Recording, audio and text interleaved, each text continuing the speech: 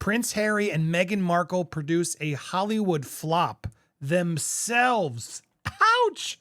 This Wall Street Journal piece is scathing, but also very honest.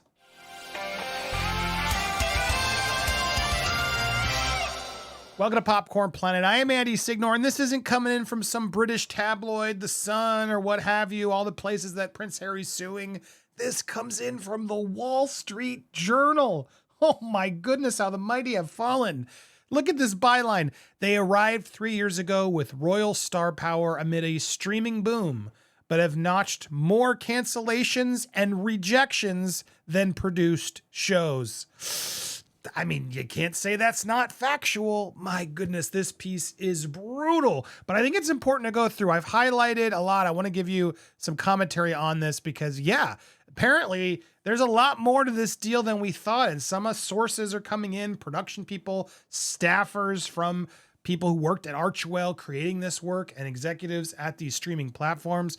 And they're all painting the same picture here guys, they're delusional.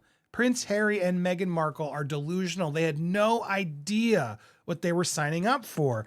And I think it's important to break this down because you're going to get a lot of insight, I think, on the background of where this is all coming from. I also didn't realize this article starts with, the fact that they came out here nearly 2 years when they began their work on the project. They believed that could transform them from royals to Hollywood power players, the subject of endless rumors and gossip. They felt qualified to tackle the thorny subject of misinformation. Documentary would cement Harry and Meghan as serious creative types, help shed their reputation as exiles from the House of Windsor, trading family dirt for eyeballs. A team assigned to the job of the pair's LA-based production company, Archewell, had questions for H&M, as they're called. The Sussex are known to their as the Sussex are known to their employees.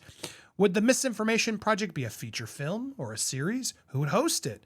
Would it be historical, contemporary? Would Harry or Meghan appear in it? Would Meghan discuss her bitter history with the British tabloids? And if not, who would want to watch? Couple had few answers, according to people familiar with the inner workings at Archewell and the streamers and the deal, staffers, etc. The misinformation doc soon met the fate of every other Archewell project and faded away. Prince Harry and Meghan's Hollywood foray is looking like a flop. Ooh, this was a $100 million deal that they've made. Now, they've apparently already cemented half of that with their docuseries. And I saw some comments already coming in about my previous video, which if you haven't seen, I'll put at the end. I guess it's going to pop up here too. But yeah, their Netflix deal is doomed. We're going to talk about that as well more here, but it's very clear that that's doomed and sources are coming in at Netflix. But they're admitting that, look, we paid you half. Your docuseries did do well. Like, you can't deny that the gossip performed. That's what they paid for. But this deal was supposed to launch them as, creatives, Hollywood power players that could launch series. And this is going to break down a little bit more about why all that went down. They have struggled to make content that's stretched beyond their own experiences. But even as Harry sort of admitted, we talked about this, he came out with a quote in that Oprah interview that's now biting, everyone back again. What a thought that this Oprah interview would backfire. He admits that this was only done for financial security. They cut me off financially. I had to afford security for us. And yeah, Netflix and Spotify execs were horrified by his revelation that they only did this deal. The media deals were suggested for financial security. They didn't actually want to do any work. They didn't actually have any good ideas. No, they just cashed in. And look, I will say I can't blame them. Cash in while you can on your celebrity. I just think they did it so poorly, and they're putting up this whole other narrative and just admit the truth. You already did. This was all just a cash cow. We don't know what we're doing. Just admit it. People who have worked with the pair say that the Sussex upon Sunset outpost was undermined by their inexperience as producers and trouble finding material consistent with their brand, as well as problems beyond their control, including a retrenchment in the Hollywood and podcasting businesses. Now, I'm going to talk about that too, but I want to get to the first part. What is their brand? This is South Park, eloquently said. Their brand is being a victim. That's what their brand has become. They've not amounted to anything else other than complain. Wow, wow, wow, wow, wow, wow, wow, wow, wow. What have they made or done that's made them even close to seeming as elevated as they perceive themselves to be? I can't name one. They've done some charity work. Well, yeah, because you raised money for charity. Good for you. Okay, I'm talking about beyond that. An Archwell spokesman said new companies often make changes in their startup phase, both with people and strategy, and we are no exception. We're more equipped, focused, and energized than ever before, she said. And they recently hired a new head of scripted content, Tracy Ryerson. Oh yeah, well wait till we talk about all the people that have already left Archwell. Netflix spokesman did say Harry and Meghan, with obviously a huge documentary, our biggest debut, will continue to work together on a number of projects. Of course they're saying that. They got to have, good relationships with celebrities and people. They don't want to be out there trashing people. They never do.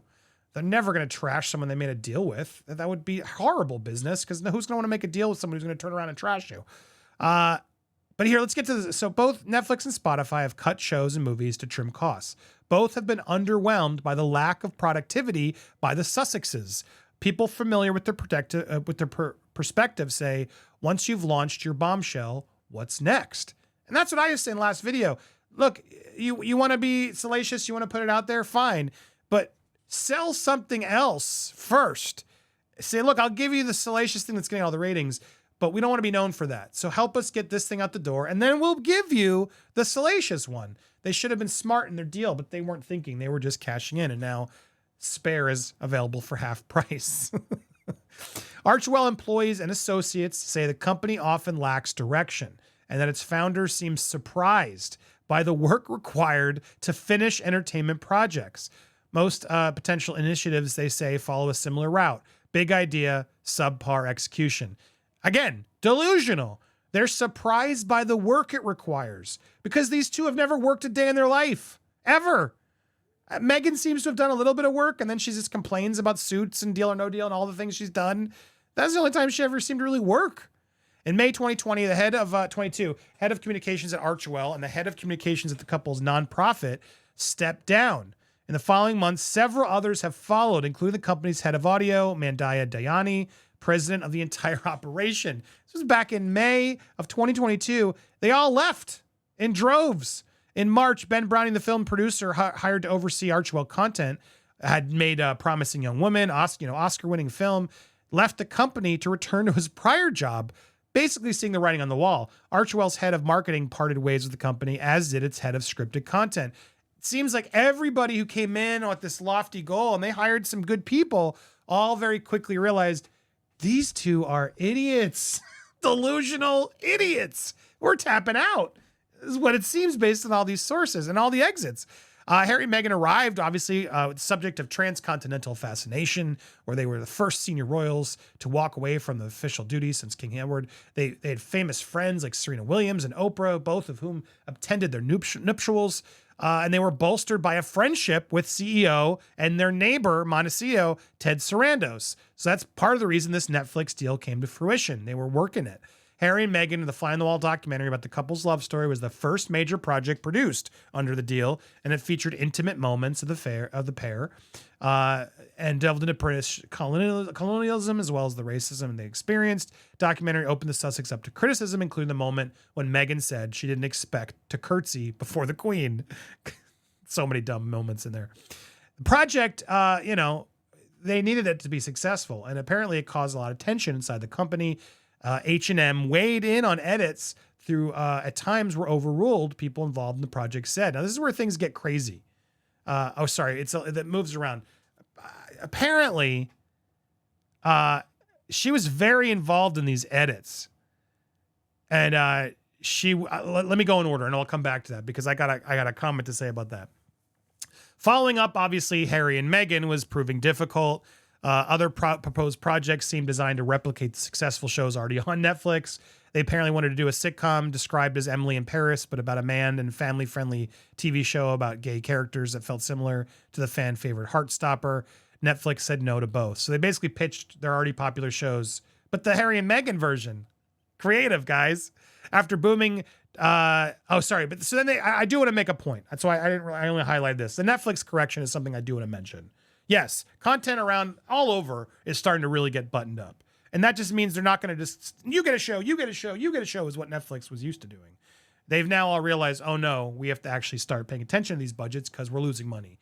We've hit the ceiling, and we got to be careful now. And every company's doing it, every studio's doing it. And there is now a Netflix correction where instead of everybody getting shows, they're starting to now be smarter about it. Something they should have done earlier, because I think the Netflix original is meaningless. It's very rare for a good Netflix original. There's so much crap on Netflix. It's hard to actually tell what's good. As opposed to like HBO, when an HBO original comes out, there's more pedigree. You're like, okay, I trust this brand. I don't trust the Netflix original. It's very spotty. And I usually ignore it. I go to something I know from a major studio instead. So they're now correcting that. They're trying to fix that. Netflix has executives at Netflix have groused about the Archwell's output, according to people familiar with the matter, and feel that the success of Harry and Meghan is all the company has to show for the deal. Today, one of Archwell's projects is nearing completion, a series on the Invictus Games, a tournament that Harry founded for wounded veterans after serving 2 tours there. They're also developing a show called Bad Manners, based on Charles Dickens at Great Expectations, but it's unclear if that show will make it. Obama's had a more productive deal. They've made several deals with celebrities and have been doing far better and are obviously happier. Meghan's productivity has been concentrated on Spotify, and the road to getting archetypes was rocky. Here we go. This is where we're going to talk about Meghan's insane unprofessionalism. She began working on the audio service. Archwell didn't have an employee focused on audio projects, and instead, public relations representative initially led Archwell's work. So they just had PR people. That's all they have. PR people. They always have PR people working around them all the time. Audio companies' executives grew frustrated with the amount of time it took Archwell to conceptualize an idea for Meghan's podcast and assemble a production team. Now, look, Meghan's podcast should have been so easy. Just literally, producer, throw her in a studio and let her interview a celebrity. A big name celebrity, pick a topic and just do it. Record it quick. Don't do a bunch of editing. It's Meghan Markle and someone famous. Just make it easy. No, apparently they were in there making edits all the time. She was then getting overly involved. She eventually hired someone heading audio, but she couldn't even get the guests right. Her potential guests all came through Gimlet, which is an organization that like really knows how to podcast and that part of Spotify. But they couldn't even get the guests. She wrote Taylor Swift a personal letter asking her to come on. Pop star declined through a representative. Even Taylor wasn't like, don't involve me. You just deny it. Ouch. Meghan would often ask for changes late in the editing process at times, and then would recruit senior Spotify execs that she was talking to, including Chief Content Officer Dawn Ostrov, to call producers and push them to make changes. So Meghan, who's like in charge of this podcast, was frustrated with her own producers not doing the work, who were like, no, Meghan, we can't afford to keep changing things. So not only would she ignore that, which is what the right note was, by the way, don't overwork it. They're going to notice how expensive your show is. She would then call the executives to challenge them to do it, to put more work on the executives' plate. Dawn, my producers just aren't doing the edits I'm suggesting. Can you do me a solid? Can you go call them and tell them to change it? Thanks so much. Appreciate you. Oh my God. No wonder Spotify cut ties. They're probably so fed up. Your own producers, you're overruling your own producers to go above their heads to get them to make your edits. And then I'm sure Dawn has to be nice because she's trying to be nice to the celebrity people. Oh, yes, Meghan, of course. And then everyone's just jumping ship as quick as they can. Oh, what a nightmare. Given the show's success, though, and the beginning, it seemed clear, okay, well, we're going to do a second season. But no, they stalled the talks for months. Smart on Spotify's part. And I guess because they were so ditzy, they didn't lock in a deal right away, which they should have. Archwell should have been like, yep, we want deal 2 right now. Hello. And so because they stalled, the ratings clearly went down and Archwell wasn't renewed. They're like, nope, sorry. Archwell didn't make good on all the terms of the Spotify deal, which included each of the Sussex voicing and being directly involved in a podcast. Harry struggled to land on an idea. Idiots, just do a dumb podcast. And here's they had ideas. He tossed around subjects and misinformation, veterans. Any of these things could have been an easy thing for you just to phone in. He even at one point had a show with Hassan Minhaj, the comedian, which probably would have been kind of funny and an interesting experiment. Hassan and Harry. Yeah, dude, you couldn't just do that. I can't even fathom how lazy and delusional these two are. You have that's dude, do it. Why wouldn't you do a show with Hassan Minhaj? Oh my God. They haven't found the one area that they can really call their own. I don't even think that's it. Sure, you could argue that they have nothing because they're lazy. They just want everything handed to them. And even when it's handed to them, it sounds like that's not my thing. Oh my God, you indecisive. Lazy, insufferable people. My goodness. So anyway, what's next? What's next? Well, this is a terrible time for them, obviously, because they're now saying they're not going to do any more royal bashing or interviews or tell-alls. That's what they're saying now, because they can't. They got to be careful. Otherwise, that's really all they're known for. And obviously, it cemented the rift because, as we saw, he's in third row in the midst of everybody else. He didn't even really get a good seat there for the coronation. Given their distance from the crown, the sheen that Harry and Meghan once lent show business projects is now dimming. It helped cost them what was intended to be their first project with Netflix, an animated show about powerful women of history called Pearl. This children's show was developed when Meghan was still a working royal. It was developed and it was animated, yada, yada. Netflix canceled it in May 2022. Executives decided that few children would care if the show they were watching had been produced by a duchess. Ouch. And that's ultimately really what this deal was. And Netflix caught the error of their ways and realized, wait a second, we paid for her to be a duchess? Who cares? Why would kids care about being a duchess? They wouldn't. They don't. Just go make a cheaper show. Why are we paying them to do some dumb kid show about powerful women of history? Who's going to watch that? Are you nuts? That's crazy. That's just not something anybody wants to watch or needs from anybody, let alone Meghan Markle. My goodness. So there you go. So this piece is brutal for their brand. Brutal. Meghan and Harry produce Hollywood flop themselves. Yeah, I mean, this is not the British tabloids that they're always going against. Now you have the likes of the Wall Street Journal coming in and taking side against them. This is awful. This does not look good at all. And I'm shocked because their Hollywood agent, Harry and Meghan, he must be sweating a little bit now. It makes me wonder how much he really knew about the deals. Why is he signing on now of all times? There's not as much money to be made. They aren't as powerful. Hollywood doesn't want to be around them. I wonder if that's going to be next. And I also wonder, Andy Damas here, if they're eventually going to complain about the Netflix documentary. They're going to eventually complain about Harry and Meghan being not what they wanted. It was too revealing. They wanted to put things in there that we didn't want. What? Mark my words. They're going to turn on Netflix at a certain point once Netflix walks away because they can't help themselves.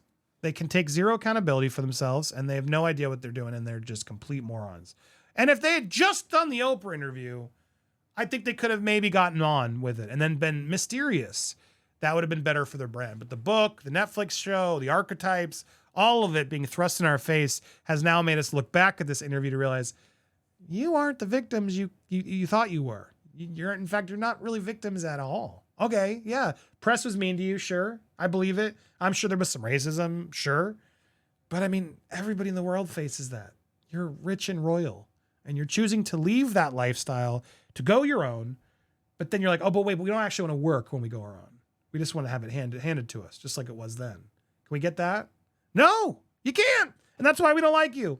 And if you like this, or if you don't like it, smash your thumbs up or thumbs down. Either way, just hit that subscribe button, hit the bell. It's always a way to support us here on Popcorn Planet. And leave a comment down below. What do you think? Am I onto something here? Am I finally seeing the right thing? Or are you disappointed in me? Either way, leave a comment. I want to hear what you think. If you really want to support it, hit that 3 little dots and hit a super thanks.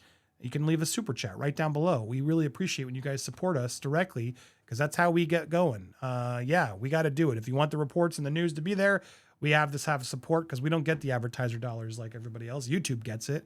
And we only get it if you support us and make us popular with the watching. So thank you guys so much for supporting. Go Planet! We'll keep you updated on this story and so much more. Thank you as always for watching here and stay tuned for more.